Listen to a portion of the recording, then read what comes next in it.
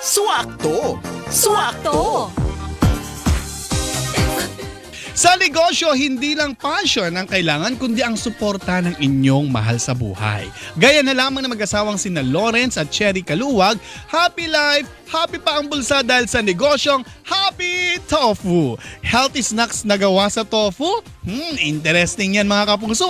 Yan ang ating kainin at pakinggan ang swakto ng DZBB, ang negosyo ng mag-asawang sina Lawrence at Cherry Kaluwag ng LB Kaluwag Food Products ng Happy Tofu. Sir Lawrence, Ma'am Cherry, Happy Chinese New Year! Morning po. Good morning! Good morning. Ayan. Alamin nga natin, paano nga ba nagsimula ang inyong negosyong Happy Tofu? Kakaiba to kasi kanina sabi namin ni Ma'am Nori, merong kangkong chips, merong saluyot chips. Nag-iisip na nga ako, gusto ko rin gawin yung oregano chips para sa may ubo. para sa may ubo, tama. O kaya, sambong chips. Sambong chips. Ayan, diba?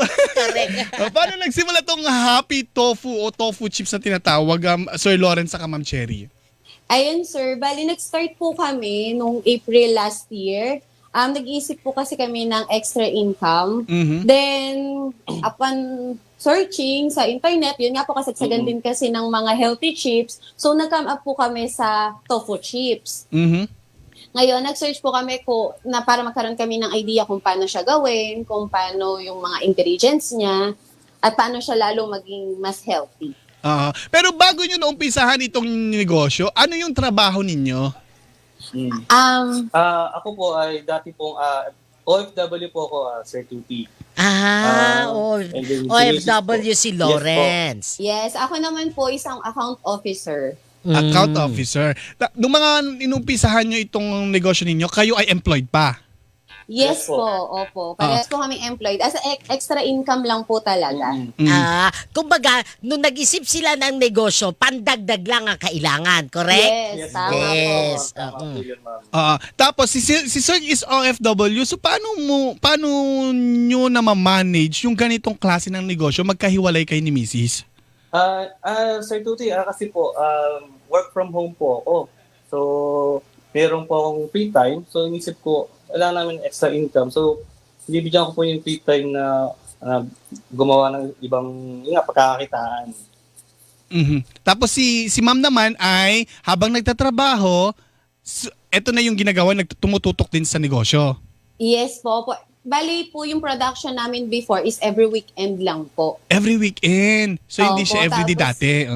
Apo. So magkano yung initial nyo dati, yung negosyo ninyo kung natatandaan nyo pa? Nag-start po kami mga 5,000. 5,000. So sa Yes. 5,000 na yon, ilang tofu na yung ilang pack ng tofu ang nagagawa ninyo at magkano kita nung 5,000 na yon? Yung pong nag-start po kami na sa per month, nung sa 5,000 is nasa Around mga 40 pieces lang. 40 pieces 40 lang to 50 po. pieces, 50 pieces pack. Mhm. Tapos po ang income po namin doon, yung first na income namin is 2,000. So 2,000 per week, ganon. Per production na po production yun, po. sir eh. Okay. So paano kayo nag-decide parang, oy, teka lang, dumadami na yung mga suki natin. So kailangan nyo nang mag-level up. So anong ginawa ninyo? Ayun, nag-start po kasi talagang dumami yung demands nung mga chips namin. Nung September po, nung nasumali po kami ng first trade fair namin dito po sa province namin sa Bulacan. Yung Singkaban Festival. September po yon. Tapos na-invite po kami nung local government na mag-join. Tapos after po nakilala, syempre medyo lumaki po yung market namin. Hindi lang sa Bulacan, yung mga ibang lugar. Like Manila. city na din po. Tapos yun sa Manila, kasi sa Manila po ako nag-work. So yung mga friends ko doon, yung mga kakilala din nila. So nakikilala na din po.